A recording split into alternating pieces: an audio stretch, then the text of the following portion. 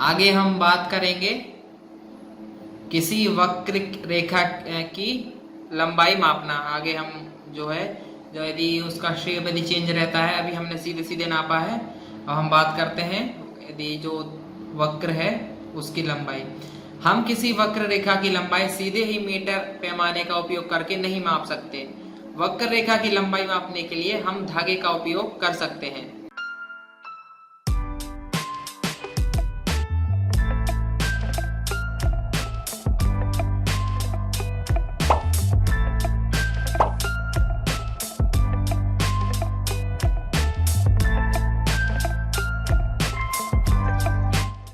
तो जैसे यदि आपको नापना है तो उसके लिए धागे का उपयोग करते हैं। कैसे करते हैं? वक्र रेखा ए और बी, ए के यहाँ पे तिरछी हुई रेखा दी है, इसको यदि आपको नापना है कि लंबाई मापने के लिए किसी धागे का उपयोग कीजिए। धागे के एक सिरे पर गांठ बांध दिए, एक गांठ को बिंदु ए पर रखिए, एक को यहाँ पे रखना है, और अब धागे की अगली अपनी अंगुली तथा अंगूठे द्वारा तना हुआ रखकर इसे सीधे भाग को रेखा के अनुदिश रखिए। मतलब जैसे आपकी ये है, एक यहाँ पे डॉट बना लेना है और यहाँ से धागा मेजर करते हुए यहाँ तक पूरा बी तक ले जाना है। इस बिंदु पर अपने एक हाथ से धागे को थामिए, अपने दूसरे हाथ से धागे के ओर थोड़े भाग को वक्र रेखा के अनुदिश फैलाइए। इस प्रक्रिया को दोहराएं हुए वक्र रेखा के बिंदु बी तक पहुंचिए। धागे का जो भाग बिंदु बी पर है वहां एक चिन्ह अंकित कीजिए। अब इस धागे को मीटर पैमाने के अनुदिश फैलाइए।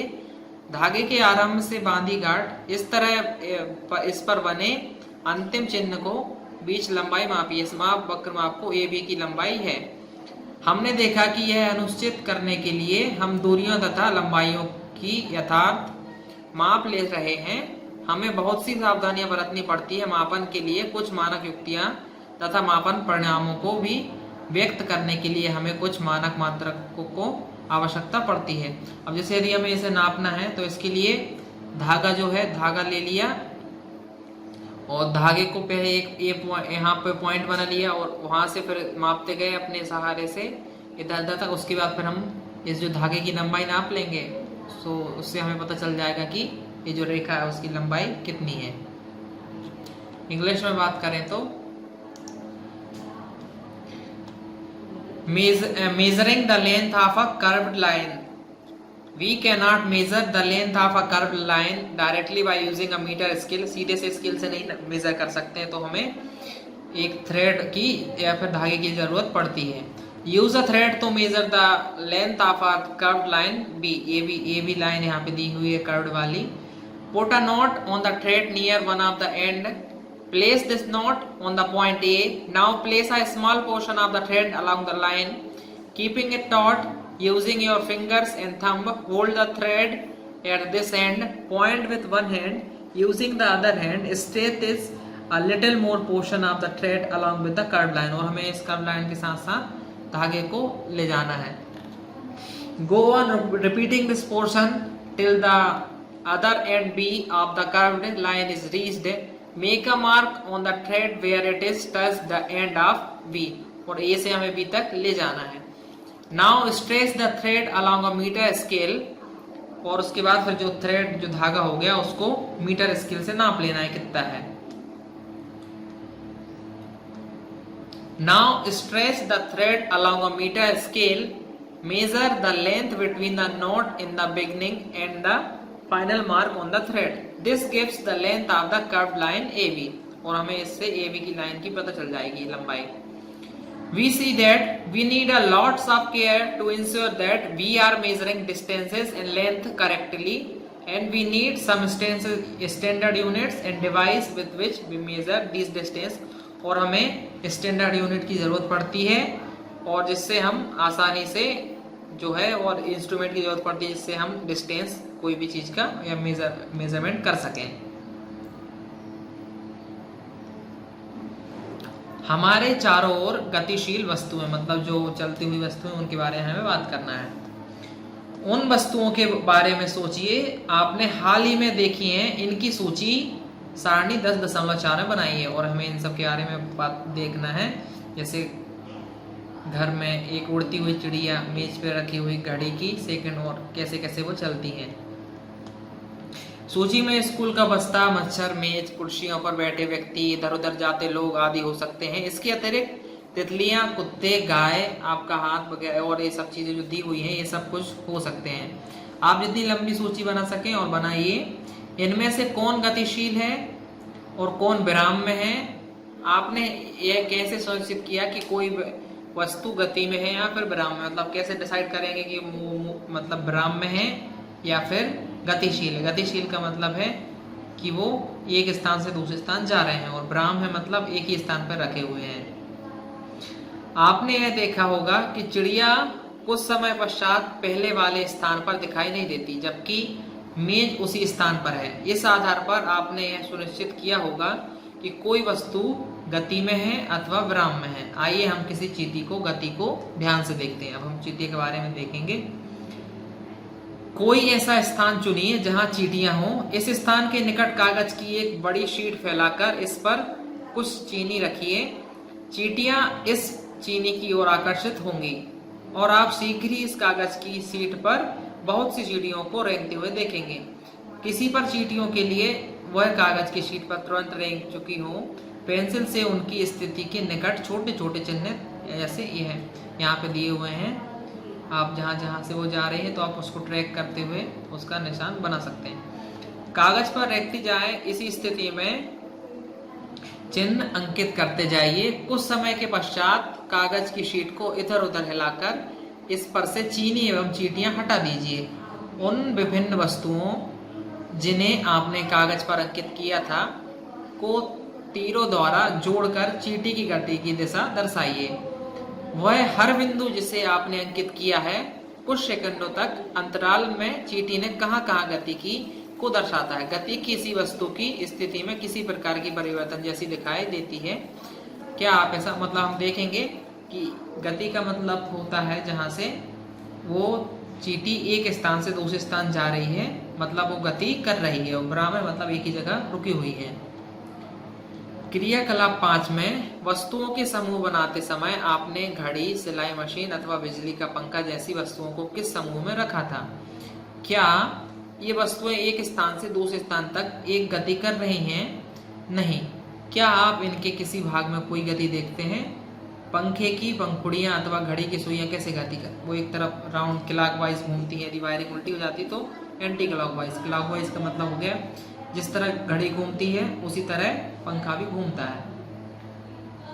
क्या इनकी गति चींटी अथवा रेलगाड़ी की गति जैसी है? आइए हम कुछ प्रकार की गतियां देखते हैं। इनमें से हम विभिन्न प्रकार की गतियों की सहायता में और हमें गति के प्रकार के बारे में अभी बात करेंगे। हिंदी में इंग्लिश में आते हैं। मूविंग थिंग्स अराउंड अस, हमारे आसपास के मूव करने वाले थिंग्स जो हैं। Think of some objects you have seen recently, list them in table, और हमें इस टेबल में लिखना है। ऑब्जेक्ट रेस्ट में जो है रखे हुए हैं, जैसे हाउस हो गया, क्लॉक, घड़ी एक ही जगह पे रखी हुई है table. Think of some objects you have seen recently, list them in table 10.4. These may include a school bag, a mosquito, a table, people sitting on chairs or people moving around about. The list may be have a butterfly, और आपके जो list है उसमें कुछ भी हो सकता है जो मूविंग है वो जो रेस्ट पे है। उसके बाद आप कैसे डिसाइड करेंगे कि मूविंग है या फिर रेस्ट है? मतलब जो एक स्थान अपना बदल रहे हैं, प्लेस बदल रहे हैं, वो मूविंग है, वो जो एक ही जगह पे है वो रेस्ट पे है। How did you decide whether an object is in motion or a rest? You might have noticed that the bird is not at the same place after some time, while the table is at the same place. On this basis, you may have decided whether an object is rest.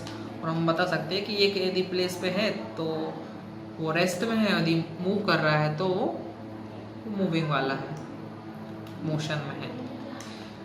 Select a place where you find ant, और हमें एंट देखना है कि वो कैसे move करते हैं।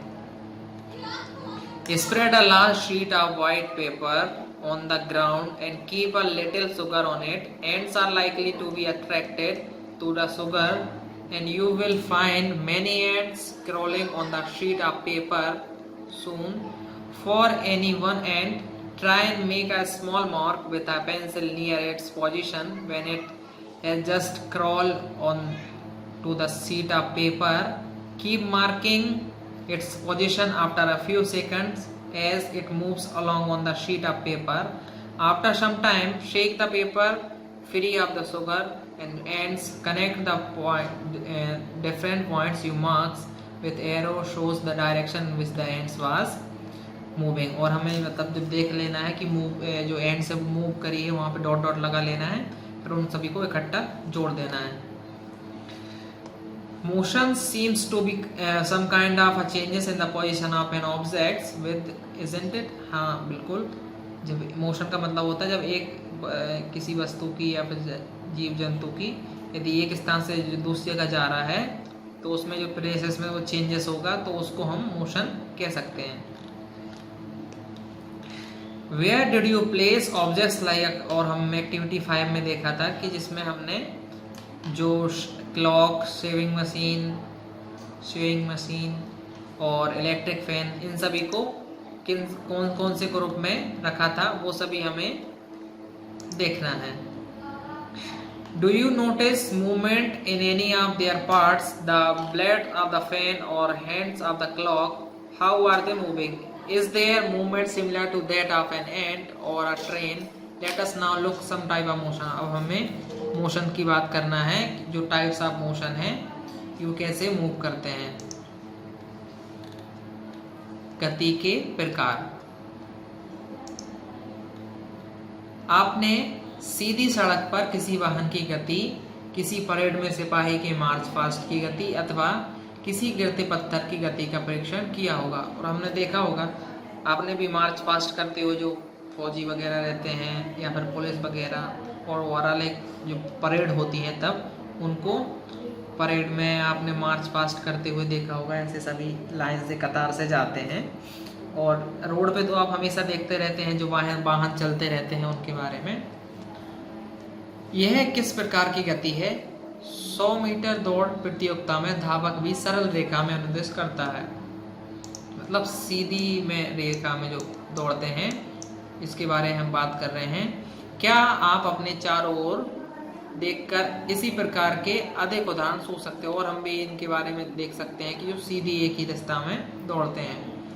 उन सभी उदाहरणों में हम यह देखते हैं कि वस्तुएं सरल रेखा के अनुदिश गति कर रहे हैं. इस प्रकार की गति को सरल रेखीय गति कहते हैं. मतलब जब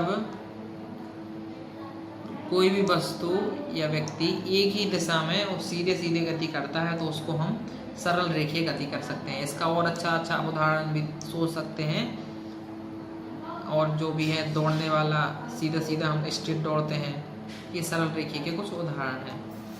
एक पत्थर लीजिए, इसे एक धागे में बांधिए तथा अपने हाथ में तेजी से घुमाइए. पत्थर ले लेना, उसको धागे में बांध के ऐसे ऐसे घुमाएंगे तो पत्थर की गति को ध्यान से देखिए. हम देखें कि पत्थर वृत्ति के अनुदिश घूमता है. मतलब वो एक गोल जो है उसमें घूमेगा राउंड में. और भी यहाँ पे एग्जाम्पल दिए हुए हैं.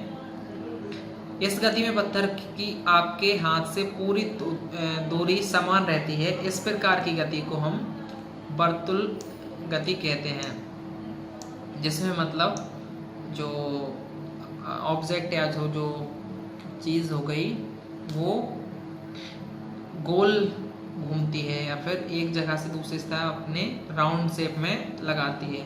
जैसे यहाँ पे देखिए सब राउंड में हो रहा है. यहाँ पे दिशा वाला है ये राउंड और ये फैन राउंड घूम रहा है. बिजली के पंखे की पंखुड़ियों पर अंकित किसी चिन्ह की गति किसी घड़ी के सेकंड की सुई की गति वर्तुल गति का उदाहरण है. और जो हमारी सुई भी रहती है घड़ी वाली वो भी इसी गति का उदाहरण है.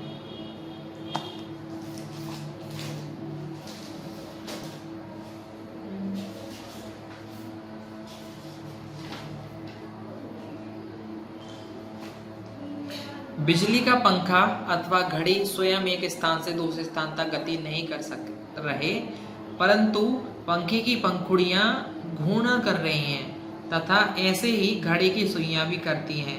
यदि हम पंखे की पंखुड़ियाँ अथवा घड़ी की सुइयों पर कहीं किसी प्रकार का कोई चिन्ह अंकित कर दें तो घूर्णन करते समय भी पंखे अथवा घड़ी के केंद्र में इस चिन्ह की दूरी समान ही रहेगी। मतलब जैसे यदि आप यहाँ पे पॉइंट लगा देते हैं तो ये तो हमेशा यही रहेगा, बाकी जो पंखियाँ हैं वो घूमती रहेंगी। कुछ प्रकरणों से कोई वस्तु एक निश्चित समय के अंतराल के बाद अपनी गति को दोहराती है। इस प्रकार की गति को आवर्ती गति कहते हैं। और हम बात करते हैं आवर्ती गति के बारे में। इसमें क्या होता है, जैसे जो वस्तु है वो एक निश्चित समय अंतराल में अपनी गति, मतलब जैसे यदि पेंडुलम की यदि हम बात करें तो एक समय में वो यहाँ से वहाँ होता रहता है। आगे हम बात करते हैं, डोरी में बंधा हुआ वही पत्थर लीजिए जिसे आपने इसमें दोहराया था, और अब वो डोरी को अपने हाथ में थामिए तथा पत्थर की डोरी से लटकने दीजिए। मतलब हमें ऐसे ले लेना है और वो ऐसे लटकता रहेगा, तो एक समय में वो यहाँ से वहाँ जाएगा, यहाँ से यहाँ जाएगा। तो ये आवर्ती गति के उदाहरण है। यही एक लोलक है या फिर पेंडुलम बोलते हैं। दूसरे हाथ में पत्थर को एक तरफ खींचिए और फिर स्वतंत्र गति करने के लिए छोड़ दीजिए। लोलक की यह गति आवर्ती गति का उदाहरण है। ये जो है ये आवर्ती गति का एग्जाम्पल हो गया। वृक्ष की शाखाओं का इधर उधर लहराना, झूला झूलते बच्चों की गति, सितार की दौड़ियाँ, और ये सब कुछ उदाहरण हैं जो आप यहाँ पे भी देख सकते हैं आवर्ती गति के उदाहरण। क्या आपने क्रियाकलाप 5 के एक भाग के रूप में सिलाई की मशीन का परीक्षण किया था, और उसमें हम बता रहे हैं कि जो सिलाई की गति है उसमें हमने क्रियाकलाप 5 में देखा था। आपने ध्यान दिया होगा कि सिलाई मशीन अपनी इसी अवस्थी पर रहती है जबकि उसका पहिया वर्तुल गति में करता है। जो उसका पहिया है, आपने भी चलाई होगी कभी, उसका पहिया जो है वर्तुल गति करता है, मतलब घूमता रहता है। इसमें एक सुई भी होती है जो जब तक पहिया घूर्णन करता है वह निरंतर ऊपर नीचे गति करती रहती है। क्या ऐसा नहीं करते? यहाँ सुई आवर्ती गति कर रही है। क्या आपने फर्श पर लुढ़कती किसी गेंद की गति को ध्यानपूर्वक परीक्षण किया है? यहाँ गेंद किसी फर्श पर लुढ़कती और घूर्णन करती हुई आगे की ओर बढ़ती है। इस प्रकार गेंद सरल रेखीय गति में साथ साथ घूर्णक भी गति करती है। और कई बार ऐसा रहता है कि एक गति के साथ दूसरी गति भी चलती रहती है। क्या आप ऐसी उदाहरण बता सकते हैं जिन्हें वस्तुओं की गति विभिन्न प्रकार की गतियों से मेल करती है? इस अध्याय के अंतर्गत हमने बहुत सी मापन क्रियाएं किए हैं तथा कुछ वस्तुओं की गतियों के विषय में चर्चा की है। हमने देखा कि समय के साथ स्थिति में परिवर्तन की गति कहते हैं। स्थिति में हुए इस परिवर्तन को हम दूरी मापन द्वारा ज्ञात कर सकते हैं, और इससे हम यह जानकारी मिलती है कि कोई वस्तु कितनी धीमी अथवा तीव्र गति कर रही है। फर्श पर घोंघे का रेंगना, तितली का एक पुष्प से दूसरे पुष्प पर मंडराना, नदी का प्रवाहित होना, वायुमंडल में वायु की ऊंचाई पर उड़ना, पृथ्वी के परिध में चंद्रमा द्वारा गति करना, हमारे शरीर में रुधिर का परिसंचरण, और सभी उदाहरण हमारे चारों ओर अनेक प्रकार की गति इसमें दर्शाते हैं। इंग्लिश में बात करें, types of motion. You may have observe the motion of vehicles और straight line, march past of soldiers in a parade and और फॉलिंग ऑफ स्टोन। ये आप इतने एग्जाम्पल देख सकते हैं जिसमें रोड पे जो व्हीकल है वो सीधे चलते हैं, परेड वगैरह देख सकते हैं ये सभी। देन हम बात करते हैं कि किस प्रकार के और भी चाहें तो आप एग्जाम्पल ले सकते हैं। तो ये जो एग्जाम्पल हैं ये सभी हैं ये रेक्टिलिनियर मोशन। जो ऑब्जेक्ट्स हैं वो यदि सीधे मूव कर रहे हैं एक ही स्ट्रेट लाइन में, इसको हम रेक्टिलिनियर मोशन बोलते हैं। In these examples we see that the objects move along a straight line. This type of motion is called rectilinear motion.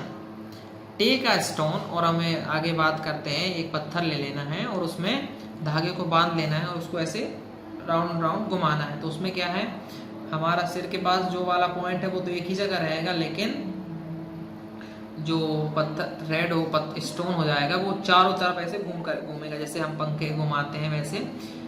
तो जो ऑब्जेक्ट वो घूम रहा है इसको हम कहेंगे सर्कुलर मोशन में वो घूम रहा है।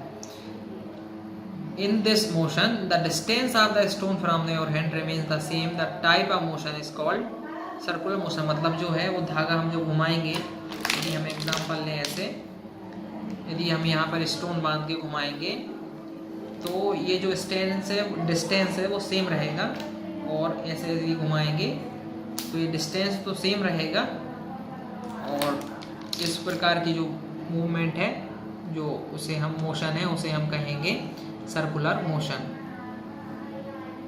और एग्जांपल यहाँ पे कुछ कुछ दिए हुए हैं। The motion of a point mark on the blade of a electric fan और hand, it is some example of circular motion. The electric fan और the clock of themselves are not moving, but the blades of the fan rotate, so the hands of the clock. If we mark a point anywhere on the blade of the fan, the distance of the point from the center of the fan and remains the same. In some cases, an object repeats in motion after some time। मतलब जो है,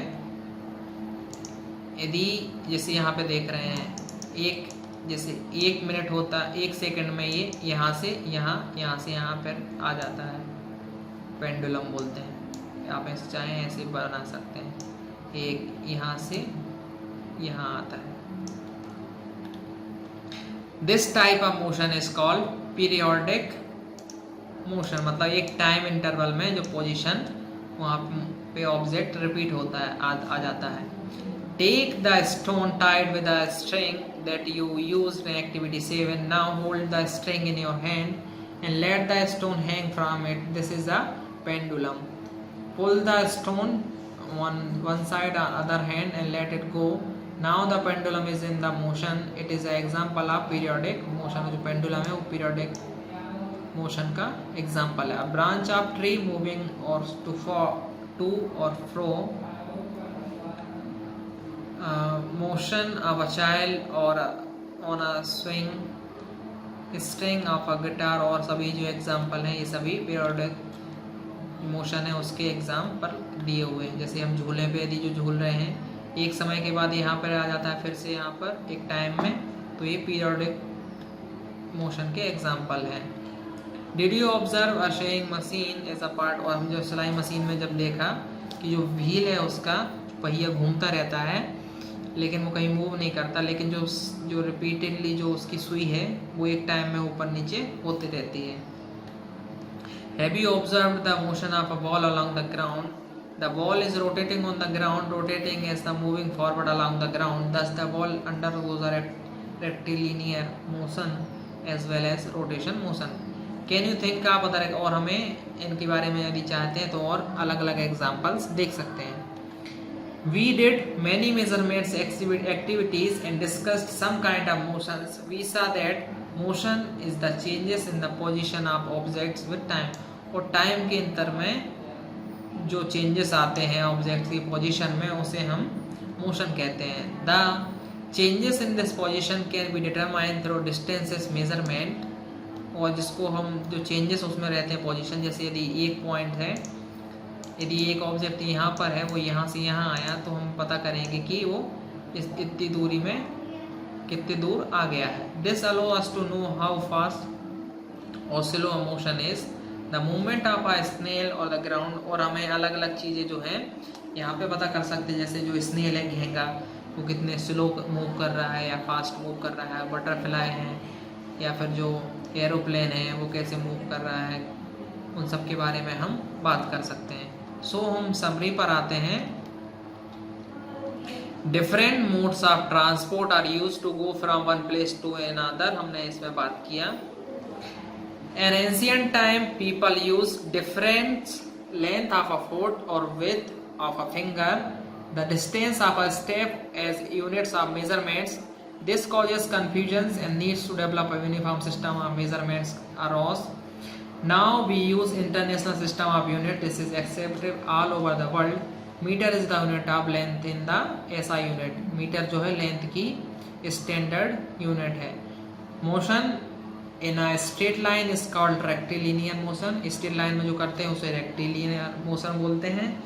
और in circular motion of an object move such A distance but fixed remains the same. और circular motion में object move करता रहता है लेकिन जो डिस्टेंस वो सेम रहता है. Motion that repeats itself period of time that is called periodic motion. और एक टाइम इंटरवल में जो चेंजेस होता है लेकिन वो एक टाइम में उसी पोजीशन पे आ जाता है, उसको हम पीरियडिक मोशन कहते हैं. सो आगे हम बात करते हैं हिंदी में समरी. एक स्थान से दूसरे स्थान पर जाने के लिए परिवहन के लिए विभिन्न साधनों का उपयोग किया जाता है. प्राचीन काल में लोग पैर की लंबाई, अंगुली की चौड़ाई, एक कदम की दूरी आदि का प्रयोग मापन के रूप में करते थे. इससे उलझने होती थी, इसलिए किसी एक समान मापन प्रणाली की विकसित करने की आवश्यकता उत्पन्न हुई. अब हम मात्रकों की अंतर्राष्ट्रीय प्रणाली उपयोग करते हैं. इसे समस्त संसार में मान्यता प्राप्त है. एसआई मात्रकों में लंबाई का मानक मात्रक मीटर है. सरल रेखा के अनुदिश गति को सरल रेखीय गति कहते हैं, मतलब सीधी वाली गति को हम सरल रेखीय गति कहते हैं. और वर्तुल गति होती है जो एक ऑब्जेक्ट जो है वस्तु एक बिंदु पे रह के एक जब घूमती है तो उसका जो डिस्टेंस है वो सेम रहता है, जो दूरी है वो समान रहती है और वो ऑब्जेक्ट घूमता रहता है. और ऐसी गति जो एक निश्चित समय अंतराल के पश्चात दोहराती है उसे हम आवर्ती गति कहते हैं. सो हमने इस चैप्टर में बहुत कुछ पढ़ा है और आपको यदि कुछ परेशानी है तो आप बिल्कुल बेझिझक कमेंट बॉक्स में जाके आप बता सकते हैं. और अगर आप नए हैं तो चैनल को ज़रूर सब्सक्राइब कर लेना नीचे यहाँ पर. तब तक अच्छे से प्रैक्टिस करो, मेहनत करो. तब तक के लिए बाय बाय.